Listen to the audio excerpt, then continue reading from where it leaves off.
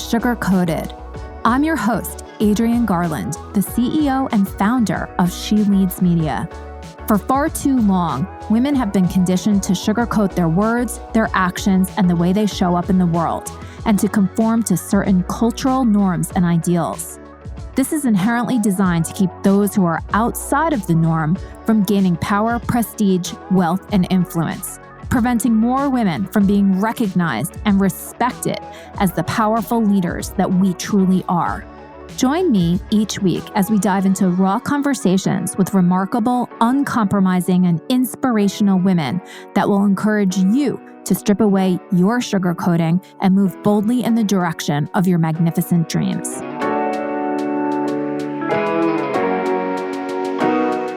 Hi, everybody, and welcome back to Sugar Coated. I'm so excited because we have an amazing guest. Her name is Carole Montgomery, and she has had a long and varied career with over 24 television credits to her name. She's a respected veteran of the stand-up comedy scene nationwide. And in addition to her numerous television appearances, Carole has headlined clubs and colleges across the USA and was a closing keynote speaker at She Leads Live 2023. She also starred in 2 different Las Vegas production shows. In her 10 years as a Las Vegas star, she was seen by over 5 million audience members. Carole Montgomery created and stars in 3 Showtime specials for funny women of a certain age. Welcome to Sugar Coated, Carole. Hello. Hi. Yay. So happy that you're here today. And, I quickly mentioned that you were the closing keynote speaker at our recent annual conference, She Leads Live, and you really brought down the house and brought up the energy. And I'm so grateful to you for that because it was such an incredible 2 days and you were part of it. And I adore you, Carole. And I want to learn so much about you. And we're going to go back and we're going to figure out what led you to where you are today. Oh, wow. Well, gee. So thanks for having me on. See you later. We're turning back the hands of time. Yeah. Well, yeah, no, the She Leads Live event was so great. It was so, and I made so many great connections. And it's just so nice to be around women who support each other. Yeah. The media wants you to think that that women are out to get, they're only out for themselves. And, there are women like that. But then there are men like that. So, but for some reason, the media really portrays women as being backstabbing and mean girls and the Real Housewives. And it's not like that. And when you get into a room of women who just want to help each other succeed, it was a pleasure. It was an absolute pleasure. Amazing. Yeah. And that is definitely what She Leads is all about. It's an incredibly supportive community. And I also think one of the things that makes it so special and also the listeners of this podcast, Sugar Coated, is that it's sort of not that whole boss babe vibe. It's more, people that are looking for practical advice and truly looking to help one another. And you were part of that, and you are part of that. So it's incredible all around. Yes. You did a good job. You and Tori should be very proud of yourselves. Thank you so much. I'm sure you probably passed out and slept for like a week. Yes.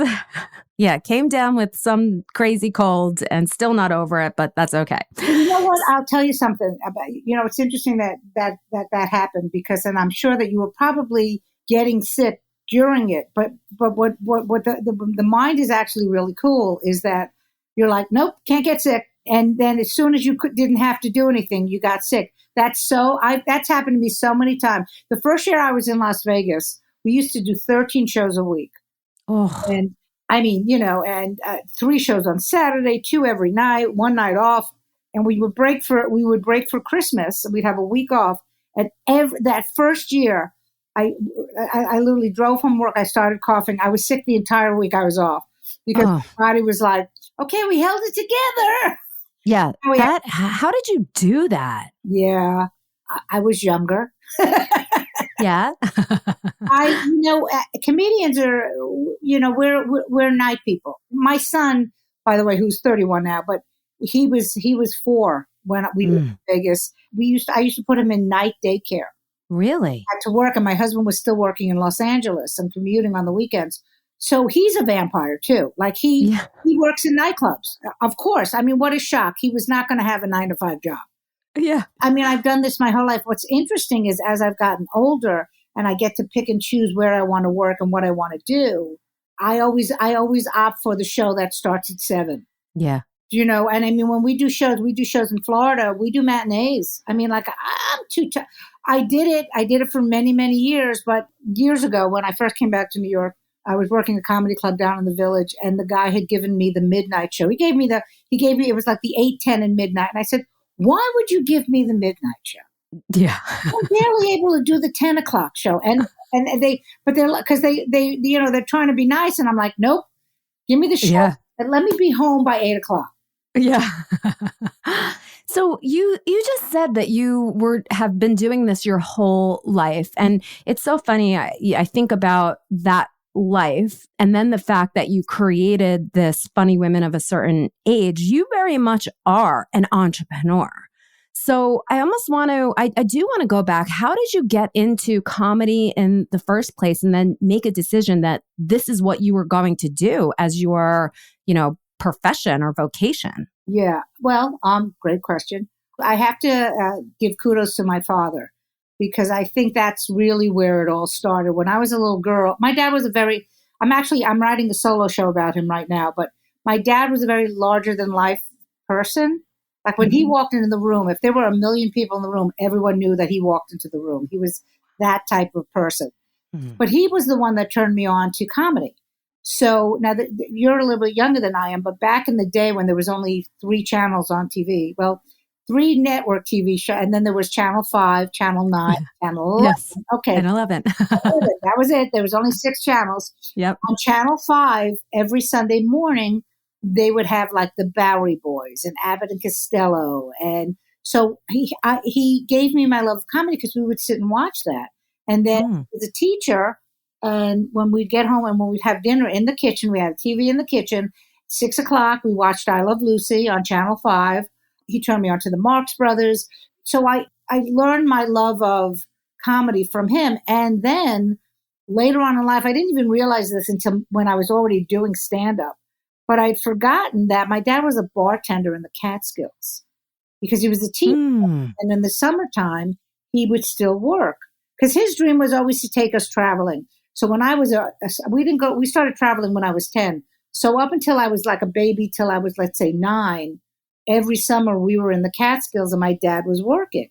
So my father would be bartending or he would be setting up the bar for the evening shows and I'd be sitting there and keeping him company. And, in would walk Rodney Dangerfield. In would Jackie Mason, Toady Fields. Rodney Dangerfield at that point was Jack Roy. He wasn't even Rodney then. Years later, I said, it's your fault. I'm a comedian. Yeah. You put me there. Yeah. So that's how it all started. Through my, the love of comedy. And tell me about your whole, you went through school, high school, college, and then when did you first start actually, doing this, like putting yourself out there? Yeah. Well, so I graduated high school. I went to college. I went to Brooklyn College I was studying theater. Well, I skipped a grade. So I guess I was 17. So I was probably 18 when I started Brooklyn College. After 6 months, I said to my dad, I said, I want to work in theater. At the time, I thought I was going to be a stagehand because I loved doing all of that. And I was actually doing summer stock. It was 1979, so I was 21 years old. I was doing summer stock. I was literally putting up lights and painting sets and everything. And the crew, we stayed there all summer. One of the gentlemen said to me, you're really funny. You should be a comedian. And you have to understand something. This was 1979. So yeah. Who knew what a comedian was? Now it's like you could either be a doctor or a lawyer or a comedian. It's become an actual job. So I was like, I don't know. He goes, I said, well, I don't even know how you would do that. He goes, well, you'd have to write a monologue. And I was like you mean? I said, like the Johnny Carson? Seriously, there was nobody. So, so we sat down and he helped me write a bit. I have no idea. I don't remember it at all because back then they didn't have cameras. Right. And we had a Christmas party in August. It was like the last few weeks of stock. So we sat around. It was the whole crew, and I got up and I did stand up. Wow. And then from there, I was still living with my parents. So there's a club that's no longer there called Pips, which was in Sheepshead Bay. That's where David Brenner started, and Joan Rivers started there. Oh, wow. And so I just started going up. Like, I really didn't know what I was doing. I was so young. I was 21 years old. Like, I think, I joke with people because I've been doing stand up now over 40 years. I could have killed people and been out of jail by now. Yeah. I didn't know this was going to be a lifelong career. This is so great. Oh my gosh, that's amazing. And then you continued to do all of this. And then when did you sort of conceive of the funny women of a certain age? Well, so what happened was, I was working in Vegas. So I'll do a quick synopsis of my entire career. So started back then, like I said, no internet, no TV, no cameras. Basically, you worked at clubs and you worked out your set at the clubs. Mm-hmm. There was the Catch a Rising Star, the Improvisation, and the Comic Strip were the big clubs in New York City. There was no Comedy Cellar. There was none of that stuff. And I got past to Catch a Rising Star, and I started working there. But like late night, like they throw on the new comics really late at night, like there'd be two people, but that's how you paid your dues. Yeah. And there was a gentleman, there was a small club. It's so funny. I'm probably going to be cremated, but if I was going to have a tombstone, it would be, I'm always in the goddamn basement. Every comedy club is in a basement. Huh. So this little club was called Who's on First, and it's now a Dunkin' Donuts on 61st and First. And I happened to be there to do. Somebody told me about it. I went there, and the gentleman who was running it, his name is Peter Spellos. He recently just passed away. He was my mentor. He said, "You can work here anytime." So he gave me the chance to work on stage every weekend. Which, when you're a new comic, it's very hard to get stage time, even to this day. So then that happened. And then, I started, they had things like one-nighters. You go out to Jersey and they pay you $50 and all the fried food you can eat, which is why a lot of comics died in the 80s. No, seriously. I mean, they gave you, there was no thing like, can I have a salad? No, that's too expensive. So I started doing that. And somewhere, I don't know, I don't really remember. I do remember why I moved to Los Angeles. My best friend had moved to California, and I'd always wanted to go there. And I went and stayed with her. And I said to my husband, I said, I think I should move to California. So we moved to California. I still went back because at that point I had built up my career to the point where I was a headliner. So I was making a living as a comic. I stopped producing. And then that's when I started doing the TV and stuff. So, and then what happened was I had done all the TV. I had done all the TV I was going to do with it. Because back then, when you did a TV show, they were not going to have you back for another year. So in the meantime, I said, okay, why don't I try to get pregnant? And so I did. I had my son, went back on TV. Like everyone said to me, so many people in the industry said, you're going to ruin your career by having a kid. Yeah. Yeah. And so I was like, ha, that's adorable. I remember like what I said in the keynote thing, you tell me no, watch me. When someone tells me I can't do something, that actually gives me more incentive to do it. Yeah.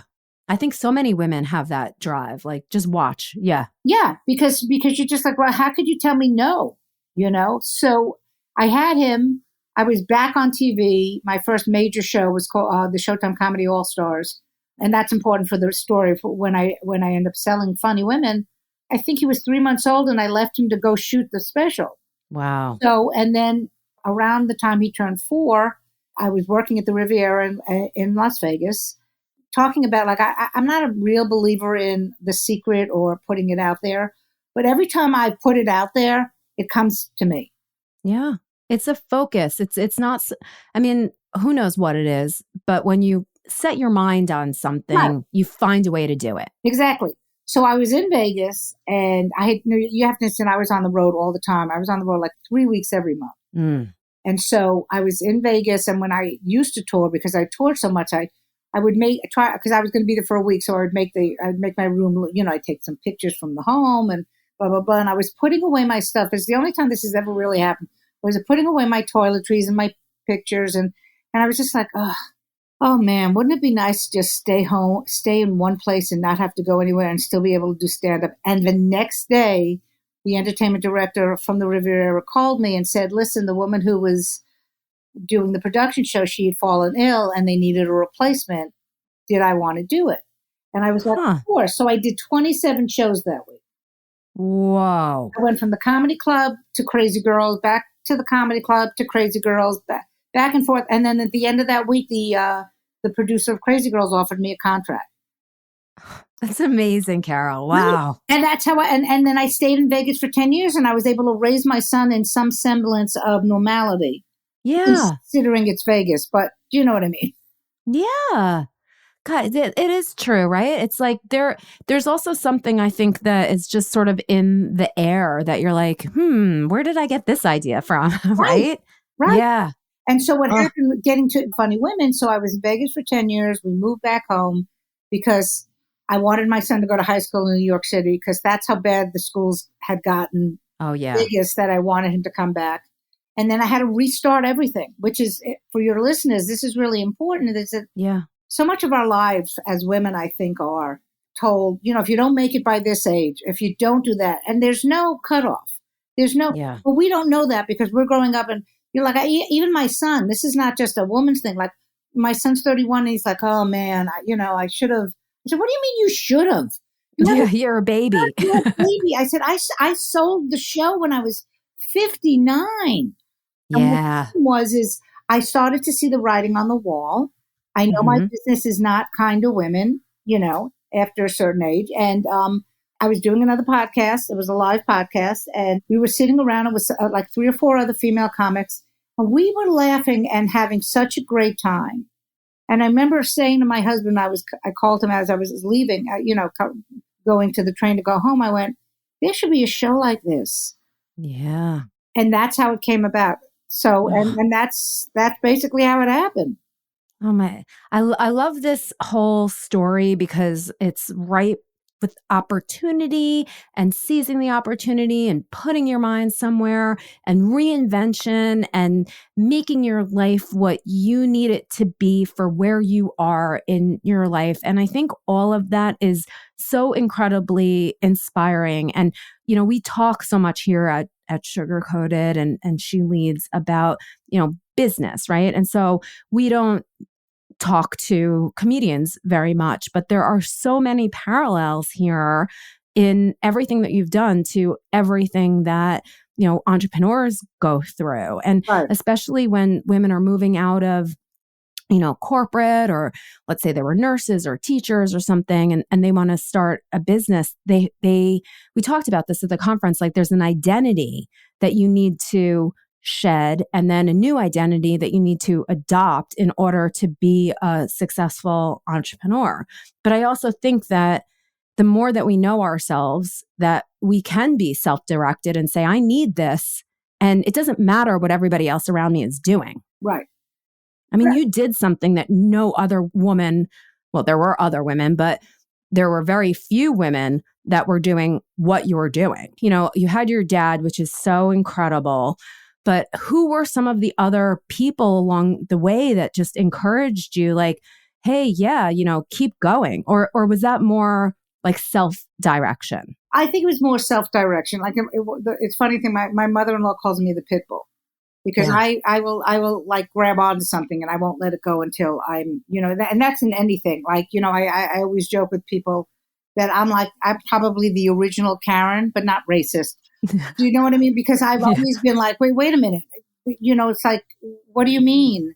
You can't do that for me. Let me speak to somebody else who can at least explain to me. Because, what happens with anything, people are so used to just saying no and just going, okay, they said no.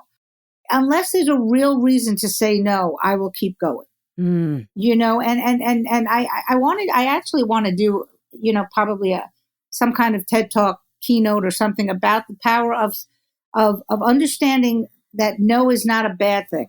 Yeah. No, when you're younger, I really do believe this, that your self-esteem, and I talk about this in my act, that your self-esteem is so low when you're younger. Yeah. And so when you hear no, you're like, oh, they must hate me. It's like, no, no means no, I can't do this. It doesn't mean that you're terrible. People take that word so personally. Yeah. And I'm not. I push my head down and I just keep going. Yeah. And no is also like no with all of the exact parameters as they are right now. So what needs to change in order for it to get to maybe or yes? I love the no doesn't mean no. Right? Right.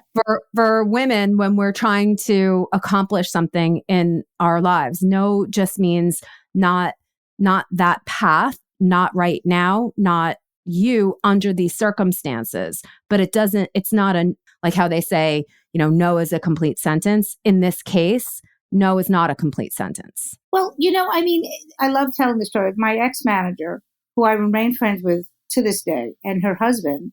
Her husband was a very big producer, and we had already, parted ways as far as her handling me. But they had come to visit me when I was in Vegas because they had children the same age at the time, and we were all hanging out in the pool, and we had lunch. When I got her husband alone, I was asking him, just as when I had just started doing my first solo show, and I said, I would love if you could possibly help me or throw some names in something. I'd love to have you involved. And he says, Carole, I can't.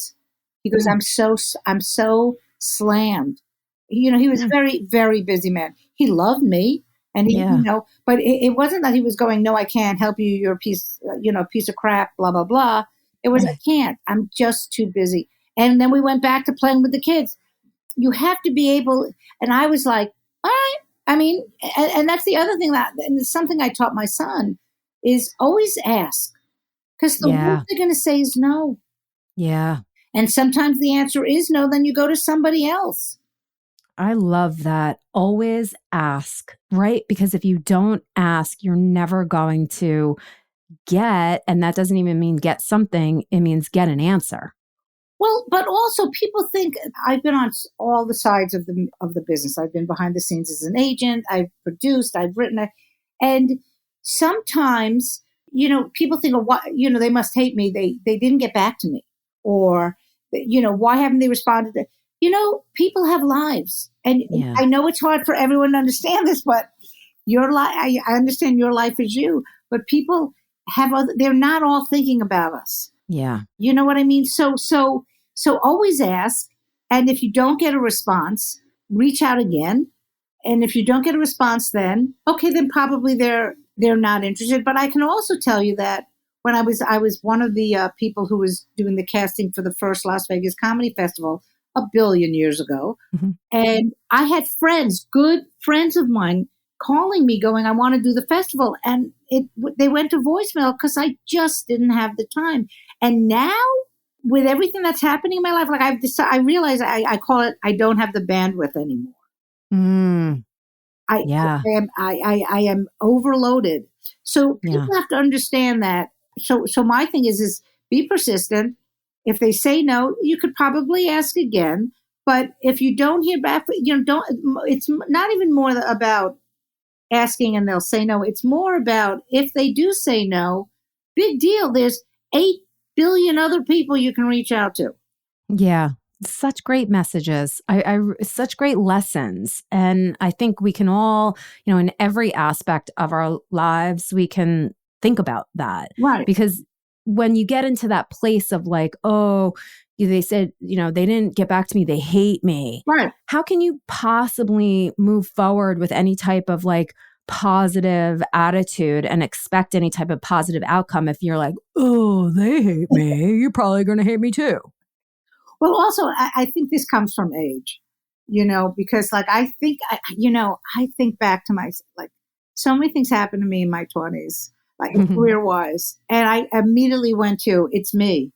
Yeah. Something's wrong with me. And it had nothing to do with me. Here's another great example. So there was a TV show called America's Funniest Mom in America. It was on Nick at Night. I had gone up for it. I was in the top 10. They flew me out to Los Angeles, blah, blah, blah. Now, what you have to understand, like in show business, is that they want types. Like if you've seen any type of reality show, you'll see certain types.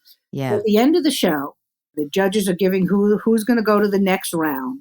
So the first person they called was a redhead. I'm a redhead. Yeah. I'm probably not getting this. Then the second person they called, because this was the year that they wanted some professional comedians and then they wanted some regular people. The second person I was the pro, and then my other friend was the pro. They called her. And I went, I didn't get it. I knew from the second thing that I didn't get it. And it was nothing personal. It's that they're not going to have two professionals or two redheads. Yep. Just not. And once you realize that and you realize it's nothing, you're like, all right, well, at least I got a trip out to LA. I got to see some of my friends. Yeah. I love that. Yeah. Yeah, it is true. And that even goes, my kids, when they were applying to college and everything, colleges also look for certain categories of people because they want their student body to be very diverse. So, they're not going to, bring in all the white boys because they need diversity. So when they were rejected from some of the schools, it had nothing to do with their grades. It had to do with, sort of their demographics more than anything else. Well, I'll give you even a better one. So my son went to my mother-in-law when we moved back, and she said she'd pay for him to go to private school because and it was a very, very exclusive school here in New York City. And when my son graduated, and he straight A, good SATs, he applied to 3 colleges: Ithaca, Berkeley, not Berkeley. What's the one in Boston? Berkeley. There's a lot in Boston. Anyway, and NYU. He got into 2. Now, this particular school, they've never not accepted, and NYU people have never in other words, they've always accepted this group of kids from NYU. From that school, right. He didn't get accepted to NYU, and you want to know what the reason was? When they, when you're putting in your application, it says, will you be needing financial aid? And we checked yes, and he didn't get in. And oh my God. He didn't get well, yeah. Because they don't want to have to do that. They want the really wealthy people. It was mind blowing, but it's fascinating because he was so devastated. And he'd gotten into Ithaca. He got into Ithaca in the new school with full rides. Like, oh my God, you know what I'm saying? Like he got scholarships. But and ironically, and this is because your kid, are they in college still? They're in college still, yeah. Ironically, he'd gone in to do, because he's a musician and he wanted to work in the recording of NYU. He has tinnitus. He would not, if he had gone there, he would have never been able to be a sound engineer because he has tinnitus. So it was actually a blessing, but when he was devastated. Oh, yeah. Yeah. Do you know what I mean? But that's part of life. It has really nothing to do with you personally. There are boxes that have to be checked, and there are people that are going to get it because whatever they fit the demographic for that. And people just don't understand that once. And like I said, a lot of this has to do with age.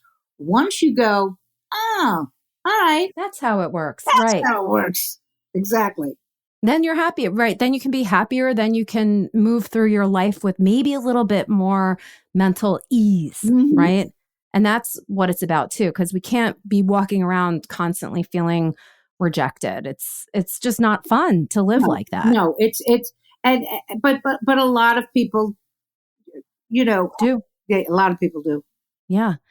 Now, one other thing I wanted to just touch on. So you were very focused in your career on you as a comedian, right? And promoting your career and being a headliner. And yes, you would be working with other people. But then Funny Women of a Certain Age, that's you. That it wasn't just about you as the comedian anymore. It was about the whole entire cast, right? So you kind of shifted roles. So how was that for you? Because a lot of entrepreneurs go through that, right? They're solopreneurs, and then they need to start building their team so that they can grow their business. Right. You did the same thing with Funny Women. Yeah. So it's so interesting. I love talking about this stuff because I forget, you live a life and you forget. Yeah. But I guess my entire career, I've always wanted to help people, which is probably why I didn't go further, because I didn't have that cutthroat mentality. Because I'll run into comics to this day that goes, oh, hey. And I'm like, I don't remember them. And they're like, you let me stay in your hotel room because the booker wouldn't give me a room. So I slept on your floor. Or when I asked you questions about, and this is both, girls and boys, I just always was like, wait a minute, there's room for all of us. I've always believed that. I mean, like when I was younger, there was more competition back then because there weren't a lot of women then. So the spots were less. But when I got older and I saw all of my friends who I mean, like I say this on stage, I know because you've seen our show, because you came to the show at the Riverhead, right? Were you with? No, the one in Connecticut. Oh, in Connecticut. Okay. Sorry. Which was amazing, by the way. I think I peed my pants. Well, and that's why Poise should be our sponsor. So if anyone from Poise is listening, okay. So I'm sure I said this in the show, is that so many of the women I know, of course, when you talk about the contemporaries of the day, you always think about the big names. But there were so many women comedians that are brilliant and funny and what we in our business call killer comics, which means they always do well. And they're just, nobody's heard of them. Not that they haven't heard of them, but they're not superstars because they've been on the road doing clubs and colleges and casinos and corporate. And I wanted to showcase that. I wanted to go, hey, here's a bunch of girls that are amazing. And the show that you saw was with Leanne and with Linda Belt. Yep. Two amazing comics. And, amazing. It was an amazing show. So I love doing that. Like people are like, well, but what about you? I'm like, I said, I've been doing stand-up for over 40 years. I love my job, but I also, I get more happiness when I'm sitting there watching my friends. Leanne and I are like best friends, and I will watch her set and I've seen it hundreds of times and I still laugh because I love watching people shine. So that's why I do it. I'm not trying to, I'm not trying to be a martyr or that, but I do think that we have to start breaking down this thing that women don't support each other. At the end of the show, we come out, like, for example, I don't know if you saw this on my social media, but we finally finished up the residency at the Crane Theater, which we'd been there for 6 years. It was the last night of the show. We do the show. Leanne was closed the show. And unbeknownst to me, she comes out with a plaque that says Certificate of Excellence. I started crying and she read it to me and I was like, I mean, she didn't have to do that, but she did it. It meant the world to me because it's like, I don't think I'm doing anything special. I'm just trying to branch out and to give more women who don't, because I do consider myself a very powerful woman and I want to give more power to other women. Gosh, Carole, that is so inspirational. And I think it's very much what She Leads Media is all about as well. And the conference, it's not the Adrienne show, right? Right. It's about all of the other incredible people with expertise and thoughts and opinions and giving them the stage to share that, because I agree with you 100%. There are these brilliant people that people just don't know about. Right. And, why is that? It feels so unjust. So I love that you are doing that. And that plaque, I understand what that means too, because would $1 million be nice? Yes. But you keep doing it because there's something about the emotion of that and knowing that you're actually helping somebody, accomplish something or feel better or do something that they thought that they couldn't do. You cannot put a price on that. No, it's funny because I've talked to people, a lot of comics, and I teach stand up. I work with people on their solo shows. I mean, I do a million things, but it's like $1 million just would be nice. But really, what I want is I want to travel. So that's my goal.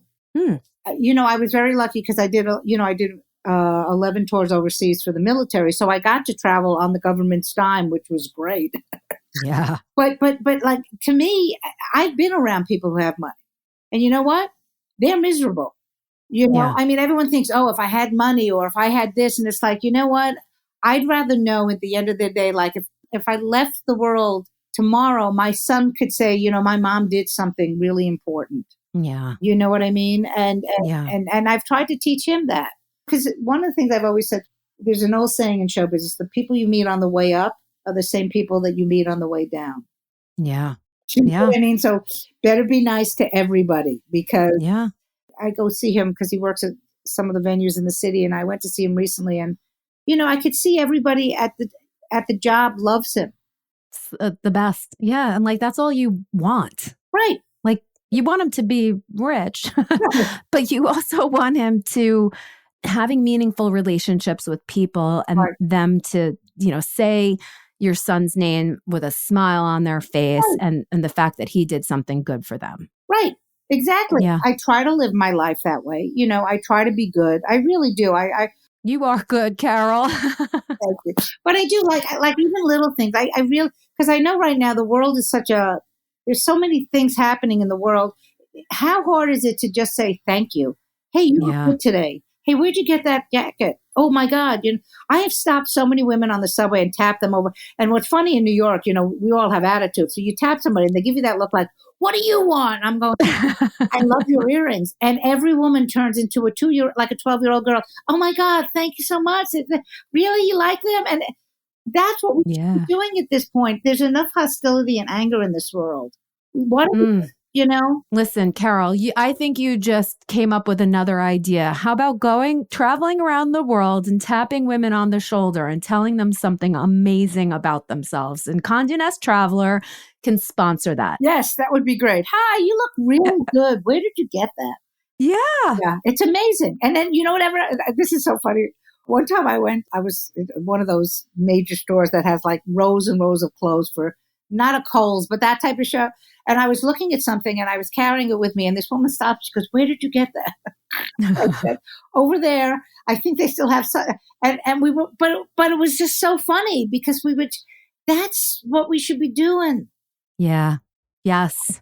100%. Yeah. We should. And you should. Sponsored by Condé Nast Traveler. Carole, listen, I think that I could speak to you all day long and just come up with a lot of ideas to do a lot of amazing things to help women and to help women comedians and all of it. So how can people get in touch with you? I mean, I'm sure there's plenty of people in the Sugar Coated audience that know people or that are putting on events themselves and that would love to have you there. So how can people find you, get in touch with you, go to your shows, all of it? I mean, I'm on social. I'm even on TikTok. Wow. I know. I was talking to somebody this morning. I said, I don't know why I joined TikTok because you don't want to see me twerking. Seriously, that is not going to end well for all of us. But basically, you can go to CaroleMontgomery.com. That's my website. FunnyWomenOfCertainAge.com. That's the other website. I'm all over social media. I think you and I connected mostly on Instagram. So you can go to Carole Montgomery at Carole Montgomery Comic. I'm on LinkedIn because I would love to. One of the things I loved about doing the She Leads event is because that was a different thing for me. I like stepping out of my comfort zone. So being the keynote for me was something that I don't do a lot. So I loved it. And I thought, wow, I do have a story to tell. You made me think about possibly doing a TED Talk now because I do have, I would love to hear a TED Talk from you. You definitely should think about doing that. And I just talked to somebody on this past Friday who told me that she just got a TED Talk. So it's in the air. Yeah, I mean, I get that. And thank you for having me on this because it makes me think. I'm like, because I think we all live so much in the present, we forget what we've done in the past. And like I said, with the young comics, like I look at some of the comics that are like big stars now, and they all, they're like my kids, and I'm so proud of them. So, anyone wants to reach out on social media or anything like that, I'd love to do speaking events. You want to come see the shows? We're touring next year with Funny Women all over the country. We're in Ohio, Pennsylvania, Connecticut, Long Island. Florida. Oh, I can't wait for Florida. 1:00 shows. I'm so I'll be at the beach at 3:00. I love it. Yeah, I mean, the first special right now is not streaming, but the second and the third are still streaming. I think that had something to do with the licensing deal, and we're trying to find a new place to drop the shows also. So if anybody has ideas network wise, we're looking to branch out into, Showtime was amazing. The reason we went with Showtime is I think I mentioned to you at the beginning of the show that they gave me my first break. So when we had everybody wanting the show and I went, nope, I'm going to Showtime because they gave me my first break. Yeah. But loyalty. Yeah. Showtime is being absorbed by Paramount Plus, and it looks like they probably won't be doing a lot more comedy specials. So, we're looking at possibly doing a reality show. We're thinking about doing a documentary. So there's all these things, but anybody who's listening, you've got ideas, or anybody knows Poise, somebody please get me to Poise. Or Skin Girl, that would do too. Poise and drinking. I mean, come on. Yes. Oh my gosh, hysterical.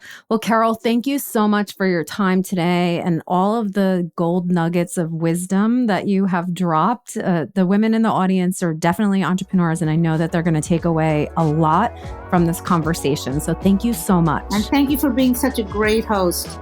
You are welcome.